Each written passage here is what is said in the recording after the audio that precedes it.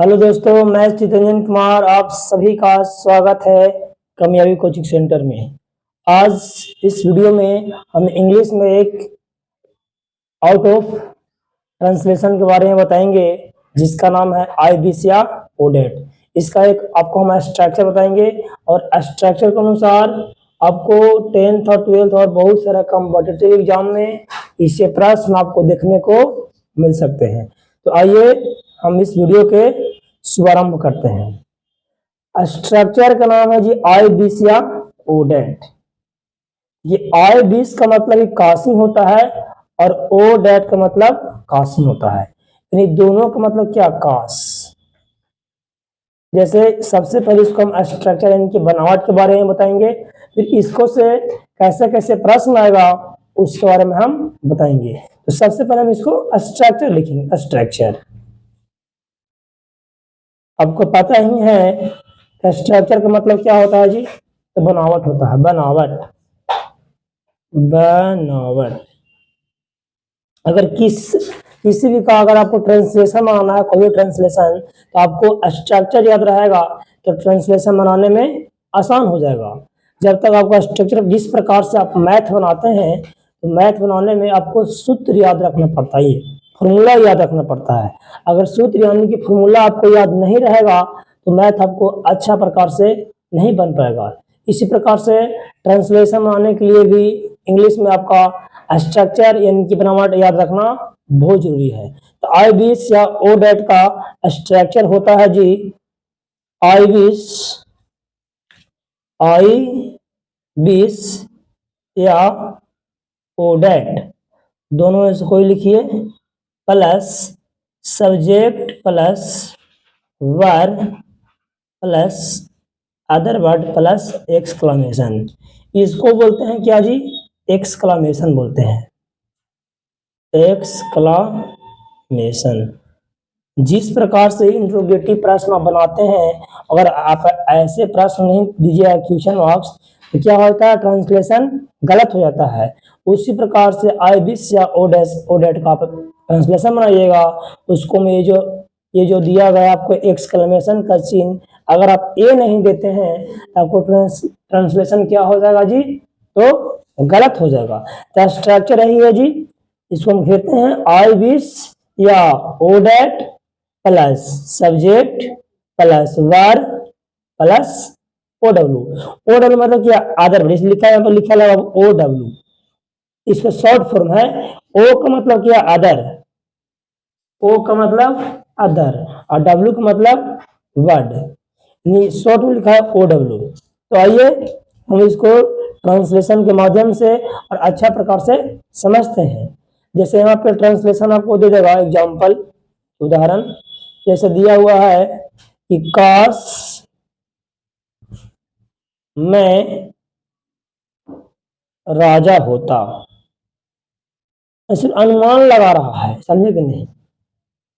कैसा आप लोग सपना देखते हैं रात में जी कि हम ये चीज बनते, डीएम बनते तो प्लेयर बनते, होता है कि नहीं। चाहे सपना सही भी हो सकता है और सपना सच भी। काश यानी का अनुमान लगाना है, यानी कि काल्पनिक बातों को सोचना, समझे कि नहीं। तो इस वजह काश मैं राजा होता, तो काश मैं राजा होता का स्ट्रक्चर का अनुसार बनाइए। स्ट्रक्चर क्या है जी, स्ट्रक्चर आईबीएस या ओडेट, दोनों में से कोई लिख दीजिए। हम यहाँ पे लिख रहे हैं आईबीएस, लिखिए यहाँ पे आई विश, उसके बाद क्या है जी, सब्जेक्ट। सब्जेक्ट यानी क्या, करता, यानी कि राजा हुए काम कौन कर रहा है, तो मैं कर रहा है, तो जब मैं के स्पेलिंग क्या होता है, आई होता है।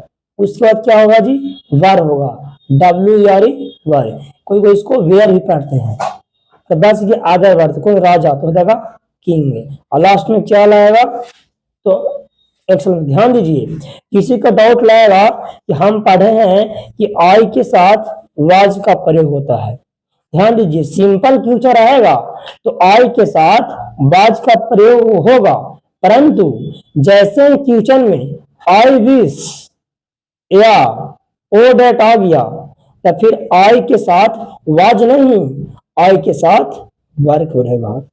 यहां पे ध्यान से देखिए, जिस भी सेंटेंस इनके वाक्य में ट्रांसलेशन में काश लगा रहे तो उसमें सब्जेक्ट कोई भी रहे, यहाँ पे सब्जेक्ट के रूप में आई रहे, बी रहे, यू रहे, दे रहे, कुछ भी रहे, ठीक है।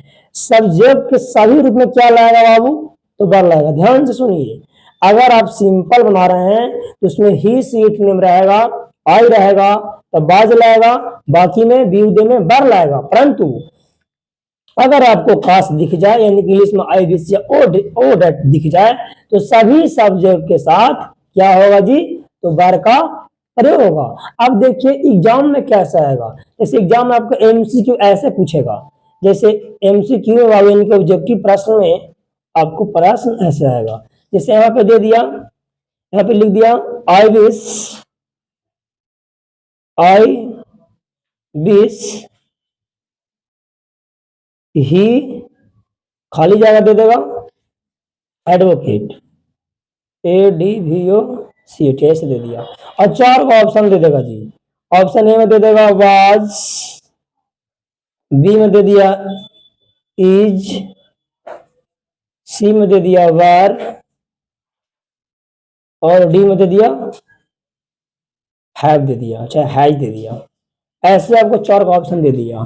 तो सबसे पहले आपको पढ़ना है, क्या लिखा है जी, आई विश, उसके बाद क्या ही। तो कोई सोचेगा स्टूडेंट ही के साथ तो वाज भी लग सकता है, ही के साथ इज भी लग सकता है, और ही के साथ हैज भी लग सकता है। परंतु ध्यान दीजिए स्ट्रक्चर क्या रखा रहा है कि कोई भी अगर प्रश्न में जहां पे आई विश या ओ डेट लग जाएगा तो इसमें सब्जेक्ट कोई भी रहे, सब में क्या लाएगा, वर लाएगा।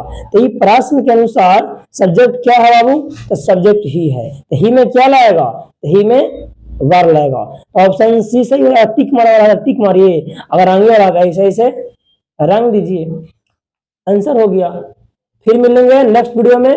वीडियो देखने के लिए धन्यवाद।